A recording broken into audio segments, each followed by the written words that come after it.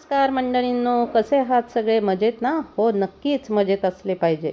असो, मी शिल्पा लिमकर अर्थात Shilpa's magical food सिक्रेटमध्ये पुन्हा तुम्हा सर्वांचे मनापासून स्वागत करते.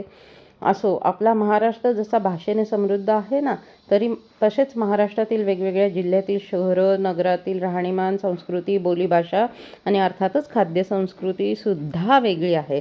आत्ताच माझ्या फॅमिलीसोबत एक छानशी ट्रिप झाली आहे. शिवजी बुलायर हम ना जाए ऐसा तो हो ही नाही सकता. अर्थात असे झाले की 12 ज्योतिर्लिंगांपैकी एक असलेले परळी वैजनाथ किंवा वैद्यनाथ या दोन्ही नावाने त्या ज्योतिर्लिंगाला संबोधले जाते. अशा ठिकाणी आमची भेट देण्याचा योग आला. हे जवळजवळ 4000 वर्ष पुराणे म्हणजेच जुने मंदिर आहे. नाशिकपासनं साधारणतः 450 किलोमीटर अंतरावर हे ठिकाण आहे. बीड जिल्ह्यात आहे. जाण्यासाठी साधारण 7.5 ते 8 तास नाशिकवरनं लागतात.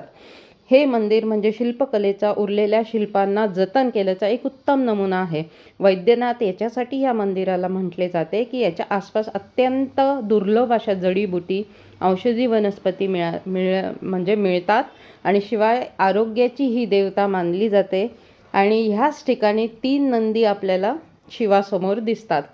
हे एकच असे एकमेव ज्योतिर्लिंग आहे की जिथे 3 नंदींचा समावेश आहे आणि शिवाय पार्वती शंकराबरोबर न राहता तिचे मंदिर बाहेर आहे. शिवाय नागनाथाचं एक शिला आहे. हे आपण बघतोय गायत्री देवीचे मंदिर आहे आसपास. आणि शिवाय तिथलं वरची झुंबर सगळ्यांचं लक्ष वेधून घेतं असं म्हटलं जातं.